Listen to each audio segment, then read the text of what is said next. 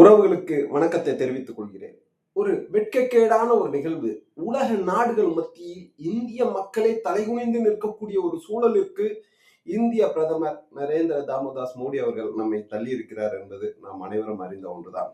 யாஃபஸ்டின், பணம் இருந்தால் எதை வேண்டுமானாலும் வாங்கலாம், ஏன் பச்சிளம் குழந்தைகளின் மானத்தையும் அனைத்தையும் விலை பேசலாம் என்பதை நிரூபித்திருக்கிறார். ஜெஃப்ரி எப்ஸ்டீன் 2019 அவர் இறந்து போனார். கொலை செய்யப்பட்டிருக்கலாம். ஆனால் அவர் விட்டு சென்ற 3 மில்லியன் பக்க ஆவணங்கள், கிட்டத்தட்ட 1.5 லட்சம் மில்லியன் புகைப்படங்களும் இப்பொழுது வெடித்து சிதறி இருக்கிறது என்பது நிதர்சனமான ஒரு உண்மை. இது வெறும் ஆவணங்கள் அல்ல. பணவெறி பிடித்த, அதிகார திமிர் பிடித்த, மிருகங்களிடம் சிக்கி தவித்த பெண்களுடைய, குழந்தைகளுடைய காயங்கள். 13 முதல் 16 வயது வரை பள்ளிக்கு செல்ல வேண்டிய குழந்தைகள் இந்த கொடூரனுடைய பெரிய பிரைவேட் ஜெட் விமானம் மூலமாக கடத்தப்பட்டு இருக்கிறார் தனித்தீவிற்கு. நினைத்து பார்க்கவே நெஞ்சம் பதறுகிறது. குழந்தைகளின் உடல் சொல்ல முடியல. பாலியல் வன்கொடுமைகள் போது அவர்கள் படக்கூடிய வேதனையை பொறுத்தும் அவர்களுக்கு விலை நிர்ணயம் செய்யப்பட்டு இருக்கிறதா? இதை விட ஒரு சமூக அநீதி உலகத்தில் இருக்க முடியுமா என்று சொன்னால் நிச்சயமா கிடையாது. அதனால் பாதிக்கப்பட்டுள்ள மக்கள் இன்றும் அந்த தாக்கத்திலிருந்து வெளிவரவில்லை. ஒரு பெண்களுக்கு எதிரியாக இருந்திருக்கிறார். எலான் மேக்ஸ்வெல் சொல்லிட்டு அந்த நபருடைய பார்ட்னர் சிறுமிகளை மூளைசாவை செய்து அந்த நரகத்திற்கு அழைத்து சென்றிருக்கிறார். அவள் அனுபவிக்கும் 20 ஆண்டு ஜெயில் தண்டனை ஒரு பெரிய தண்டனை அல்ல. நம் ரோல் மாடல், தலைவர், மேதாவி என்று கொண்டாடிய பல முகங்கள் என்று அந்த ஆவண புகைப்படங்களில் அடிபட்டு வருவதுதான் ஜீரணிக்க முடியாத உண்மை. அறிவியலின் பிதாமகன் ஸ்டீஃபன் ஹாக்கிங் எஸ்டின் தீவில் இவருடைய பெயர் அடிபடுகிறது. மனதிற்குள் இருந்த மரியாதையை சுக்குநூறாக உடைக்கிறது. டொனால்ட் ட்ரம்ப், பில் கிளின்டன், இப்படி நிறைய பேர் சொல்லலாம். இளவரசர் Andrew, Elon Musk, Bill Gates, Michael Jackson என்று இந்த பட்டியல் மிகப்பெரிய அளவில் நீண்டு கொண்டிருக்கிறது. பிளைட்ல பயணம் செய்த அனைவரும் குற்றவாளிகள் சொல்ல முடியாது. ஆனா ஒரு பாலியல் குற்றவாளியின் தீவிற்கும் அவருடைய தனி விமானத்திற்கும் இவர்கள் ஏன் சென்றார்கள்? அந்த உறவுடைய பின்னணி என்ன என்பது கேள்விகளுக்கு நிச்சயமாக விடை இருக்காது. சட்டம் இவர்களை வேண்டுமானால் விடுவிக்கலாம். ஆனால் மனசாட்சி என்ற நீதிமன்றத்தில் இவர்கள் நிச்சயமாக குற்றவாளிகள். எப்ஸ்டீன் அதிகாரம் எந்த அளவிற்கு இருக்கிறது என்று சொல்வதற்கு இதுவே சாட்சி.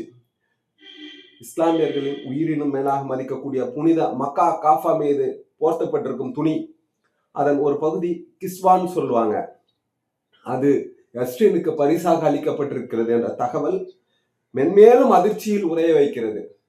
கோடிக்கணக்கான மக்களின் புனித தளத்தில் இருக்கக்கூடிய ஒரு சின்னம் சிறுமிகளை சீரழித்த ஒரு காம கொடூரனின் கைகளுக்கு சென்றிருக்கிறது என்று சொன்னால், இங்கே பணம் எதை வேண்டுமானாலும் செய்யும் ஆணவத்தில் ஆடி இருக்கிறார்.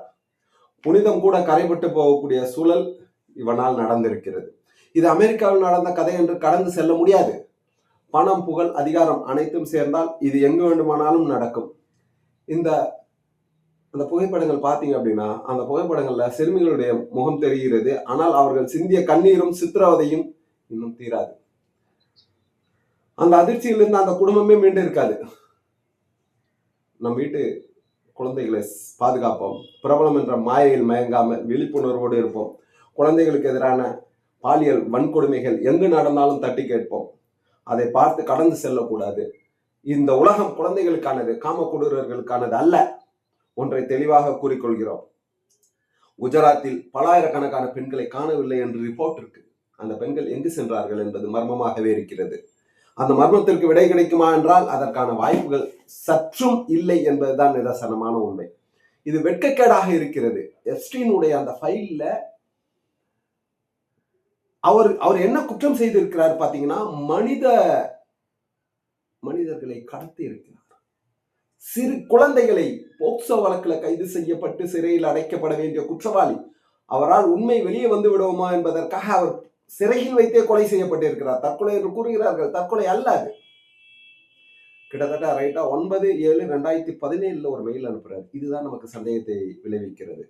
ஆண்டுக்கு 2 கோடி பேருக்கு வேலை வாய்ப்பு தருவேன் என்று பொய்யாக வாக்குறுதி அளித்தீர்கள். வாக்கு திருட்டின் மூலமாக ஆட்சிக்கு வந்தீர்கள். இதை பற்றி நாங்கள் எதுவும் கேள்வி கேட்காமல் கடந்து செல்வதற்கு தயாராக இல்லை. ஆனாலும் இதற்கு நீங்கள் பதில் சொல்லித்தான் ஆக வேண்டும். உலக அளவில் இந்திய மக்கள் தலைகுனிந்து நிற்கிறார்கள். இதற்கு காரணமானவர் இந்திய பிரதமர் என்பதை நினைக்கும் போது கஷ்டமா இருக்கு. இஸ்ரேலுக்கு சென்ற இந்திய பிரதமர் நடனமாடி பாடினார். ட்ரம்ப் அவருடைய தேவைக்காக ஒரு சில விஷயங்கள் செய்தார். அந்த தேவைகளும் நிறைவேறியதுன்னு சொல்லிட்டு அதுல ஃபைல்ல இருக்கு. ஏன் இருக்கு? எதனால உங்கள் மீது இந்த மாதிரி ஒரு பொய் குற்றச்சாட்டு வருது? நீங்க இஸ்ரேலுக்கு போறதுக்கு முன்னாடி ஜூன் மாசம் 2027 வருடம் 25, 26, 27 அமெரிக்க அதிபரை நேரில் சென்று சந்தித்திருக்கிறீர்கள். அதற்கான ஆதாரம் இருக்கிறது. இஸ்ரேலுக்கு ஜூலை மாசம் 4, 5, 6 இந்த தேதியில நீங்க அங்க போயிருக்கீங்க 2017. இது எதற்காக நீங்கள் அவர்கள் சொல்வது கரெக்டா ஜிங்க் ஆகுது. அதனால கேட்கிறாங்க. பத்திரிகையாளர்களை தயவு செய்து சந்தியுங்கள். பத்திரிகையாளர்கள் உங்களிடம் வேற எந்த கேள்விகளையும் கேட்க மாட்டார்கள். நிச்சயமாக கேட்க மாட்டார்கள். வங்கி கணக்கில் ஒவ்வொருடைய வங்கி கணக்கிலும் 15 லட்சம் போடுவேன் என்று கூறினீர்களே, அதற்கும் கேள்வி கேட்க மாட்டார்கள். பச்சிலம் குழந்தைகள் வைத்து உங்கள் மீது ஒரு குற்றச்சாட்டு வைக்கிறார்கள். அந்த குற்றச்சாட்டு இல்லை என்று நிரூபியுங்கள். ஏனென்று சொன்னால் இந்திய பிரதமர் தூய்மையானவர் என்று நாங்கள் நினைக்கிறோம். ஊழல்வாதி என்பதில் எங்களுக்கு மாற்று கருத்து இல்லை. அதை ஏற்றுக்கொள்கிறோம். அதை நாங்கள் கடந்து செல்ல தயாராகிவிட்டோம். ஆனாலும் எங்கள் இந்திய பிரதமர் மீது ஒரு குற்றச்சாட்டு வைக்கிறார்கள் என்று சொன்னால் இந்த குற்றச்சாட்டிற்கு பதில் கூற வேண்டியது கட்டாயமாக இருக்கிறது. நாங்க ரொம்ப தெளிவா சொல்றோம். பெட்ரோல் விலையோ கேஸ் விலையோ ஏற்றினதை பற்றி கேள்வி கேட்க மாட்டோம். பயப்படாதீர்கள். நரேந்திர தாமோதாஸ் மோடி அவர்களே, நிச்சயமாக நீங்கள் முன்னால் வாங்க. பத்திரிகையாளர்களுக்கு முன்னால் வந்து இந்திய ரூபாயின் மதிப்பு வீழ்ச்சியை நோக்கி சென்று கொண்டிருக்கிறது என்ற கேள்வியை வைக்க மாட்டார்கள் பத்திரிகையாளர்கள். நான் உறுதிமொழி அளிக்கிறேன். நீங்கள் வந்து தயவு செய்து வாங்க. பத்திரிகையாளர்களை சந்திப்பதற்கு வாங்க.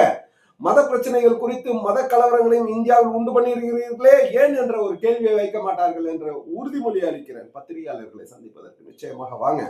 மணிப்பூர்ல நடந்திருக்கக்கூடிய அந்த அவலங்கள் குறித்தும் பேச மாட்டார்கள். நீங்கள் கவலைப்பட வேண்டாம். நிச்சயமாக நாங்கள் உங்களிடம் இந்த ஒரு கேள்வியெல்லாம் கேட்க மாட்டோம். மகாத்மா காந்தியை ஏன் கொன்னார்கள், RSS பயங்கரவாதிகள் என்ற கேள்வியை கேட்க மாட்டோம். மகாத்மா காந்தி பெயரை எதற்காக எடுத்தீர்கள் என்று கேட்க மாட்டோம். தயவு செய்து வந்து பத்திரிகையாளர்களை சந்தித்து உங்களுக்கான தன்னிலை விளக்கத்தை அளிப்பீர்கள் என்ற நம்பிக்கையோடு விடைபெறுகிறேன். உங்கள் குற்றச்சாட்டு ரொம்ப மனதிற்கு வருத்தத்தை அளிக்கிறது. நன்றி, வணக்கம், ஜெய்.